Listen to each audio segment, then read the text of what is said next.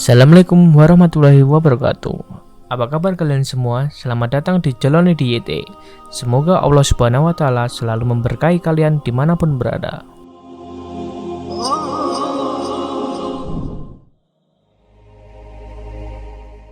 Rasulullah SAW memiliki banyak sahabat yang baik hati, menjaga, dan bahkan bisa membuat tertawa. Salah satu sahabat Nabi yang jenaka dan bisa membuat Nabi tertawa adalah Nuaiman bin Amr bin Rafah. Nuaiman juga banyak melakukan hal-hal konyol dan jahil yang mampu membuat Rasulullah dan sahabat lainnya tidak kuat menahan tawa. Target keusilannya bukan hanya para sahabat, tetapi juga Rasulullah SAW itu sendiri. Di zaman Rasulullah hidup, Nuaiman merupakan orang yang suka mabuk. Sayangnya, tidak hanya Nuaiman, namun anaknya juga yang biasa mabuk. Menurut riwayat beberapa hadis menyebutkan bahwa Nuaiman dan anaknya Abdullah itu dihukum cambuk karena mabuk. Sebuah hadis bercerita, saat itu di Madinah ada seorang lelaki yang selalu mabuk. Ia didantangkan pada Rasulullah SAW.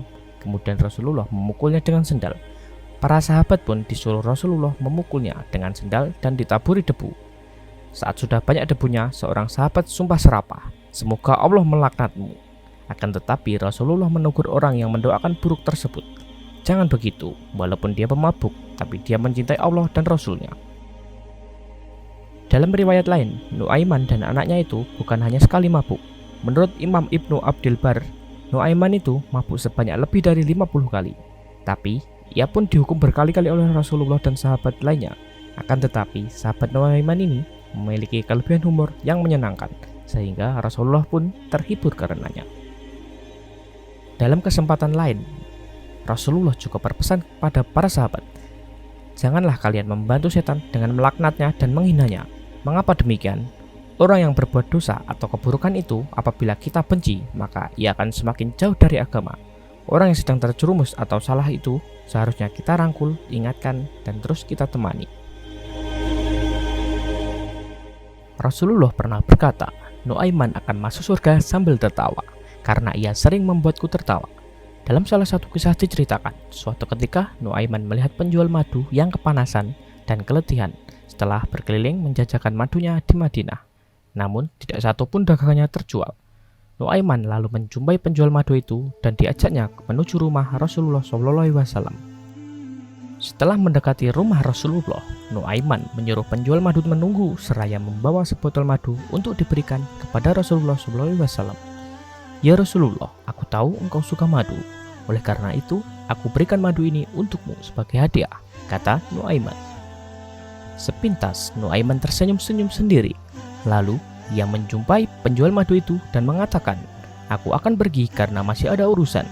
Sebentar lagi, penghuni rumah itu akan keluar dan membayar harga madu itu," ucap Nuaiman. Sang penjual pun merasa senang karena dagangannya akhirnya laku. Dia cukup lama menunggu, tapi tak seorang pun yang keluar dari rumah itu. Akhirnya, penjual madu itu mengetuk pintu rumah Rasulullah. "Wahai penghuni rumah, bayarlah harga maduku," katanya.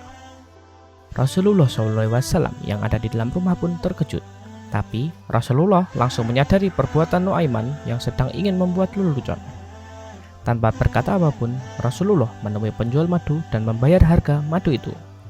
Ketika Rasulullah bertemu dengan Nuaiman di kemudian hari, beliau tersenyum dan berkata, "Apa yang telah engkau lakukan terhadap keluarga nabimu, wahai Nuaiman?" kata Rasulullah. Sambil tersenyum, Nuaiman menjawab, "Ya Rasulullah, aku tahu engkau suka sekali menikmati madu, tapi aku tidak punya uang untuk membeli dan menghadiahkan kepadamu. Maka aku mengantarkan saja kepadamu dan semoga aku mendapat taufik ke arah kebaikan," ucap Nuaiman. Terdapat kisah lagi mengenai Nuaiman.